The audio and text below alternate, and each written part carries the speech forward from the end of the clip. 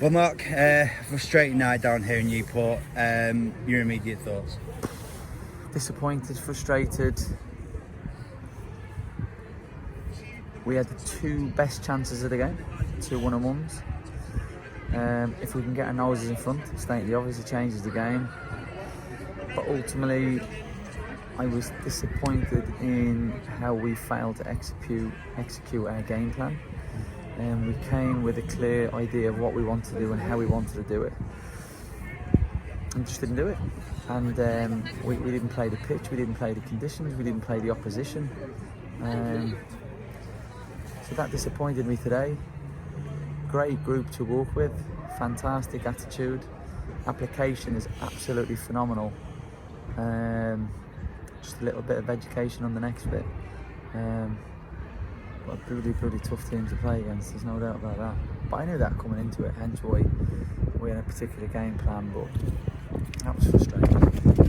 When you say about a game plan, you've also said that we are a work in progress. You've often said Rome wasn't built in a day. I guess this is just another step on the journey, isn't it? Yeah, look, we're going to lose games this year. If you think I'm going to come out here and I'm not stupid, we're going to lose games, but we will win games. But I want to win games, or if we're going to lose games, doing it in the way we set out to play and how we approach the game. So that was really disappointing tonight, but we're going to lose games along the road, there's no doubt about it this year. We're not Real Madrid, we've got a great group. I keep saying it, I'm going to say it again, don't care, come on, we need help, we need players to come in the next few days, there's no doubt about it. We're thin on players, and the players in the dressing room need help, there's no getting away from that. But we've got a group that's a joy to work with, a pleasure to work with, and we've got good ability within that group as well. So yeah, look, quite happy with how things have gone, and you'll get to know me as we go along, never come out and make excuses and stuff like that. So there's a lot of things we know we need to do and where we can help and the obstacles against us, but we've got another big game Saturday, one we're looking forward to. Biggest plus I can take from tonight, Bob, we've played a really tough opposition. We had the 2 best chances of the game. We've lost 1-0. Nobody's going to really roll us over or anything like that, but it's what separates us in both boxes. And you see the lad who scored the goal, he's a really good player. I thought he was the best player in the pitch, playing well tonight. And he was the difference. Does that make it hurt even more in a way that we did have the best 2 chances of the game? I'd be more concerned if we don't create chances. But going back to what I said earlier, we had a particular game plan, and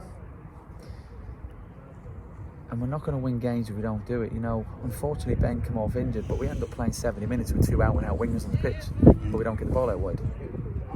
We finished the game with 2 6-foot-plus strikers in the box, but we don't get the ball out wide. Simple little things like that. But we go again. We do. When Newport opened the lead, some of the fans in the away end were saying too easy. Is that a view you share? What, the actual goal? Yeah.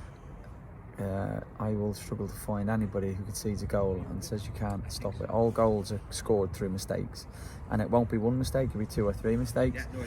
I was quite clear in my head where it come from. It wasn't the final break that scored it, it was the previous one before that we put ourselves in a really difficult position. I'm not going to come in here and start knocking players or singling people out, but I remember seeing what was happening. I remember saying to Butch straight away, can't swear on camera, but what is player A doing there? And from that, there was the ball comes out. We don't really get out of our half, and it comes back in, and it's a free shot and goal. But it stemmed from something much simpler than that about 30 seconds earlier. Which we never. Football's not rocket science, Bob. If you're watching a game of football, there's a time we can just pause it and you'll go, there's a goal coming, watch this. And if you could bang it and play, the amount of times I've played in football, particularly as a coach, I know I haven't told you, you can see it. But that's football, that's going to happen, I get it. As you alluded to compound what was a miserable few minutes for Mac, shortly after Ben Stevens was withdrawn through injury, any early indications on what he might have done? He got somebody stood on his foot. how bad it is, I don't know. I'm just kind of relieved he didn't twist his ankle or his knee or anything like that. If it was a tackle or an impact injury, hopefully it should be good news, but I can't really help you on that just yet. What was the message at half time? Because as you alluded to, we had a game on, but at 1-0 down at half time, it was still there for the taking, wasn't it? We asked them two simple questions. What did I ask you to do out of possession? Totally. No. What have we asked you to do in possession? Have you done it? No. Can you do it? Yes. Did we do it? No. Simple. That ultimately, I'm guessing, is why we lost the game. Played a huge part in it, yes. In terms of the fans over there, I think we have 48. It's a long ways, and it's a million miles from home. It's absolutely Baltic here, isn't it? What would you say to those fans? Listen, we're thank you so much. We're incredibly grateful. It doesn't go unnoticed. Every game we finish playing, certainly since I've been in, I'm sure it may have been the same. All our players always go over wherever they are and thank them, and that's genuine. It comes from the heart. I'll do it myself. If we win 5-0, I'll be overdoing it, and if we lose 5-0, I'll be over, because we're incredibly grateful. Football is an incredibly expensive game to follow, and to come up here, it's the same with the players. There's nobody here earning fortunes and vast amounts of money with extreme riches and stuff like that, and we're fully aware of the time, the effort, the dedication from the fans to come and support us, taking time off work, finding ways for families to look after kids and support kids, to bring kids up who are in school, etc. So we're incredibly grateful for that. We're fully aware of it, and a huge thank you to them, and I've no doubt if we stick together, and I say that in a positive way because we're not in trouble, believe you me, we'll be fine. And just to end on the positive, we're back at the Moss Rose on Saturday. It's turned into a bit of a fortress of late, obviously. You'll be looking for a reaction, won't you?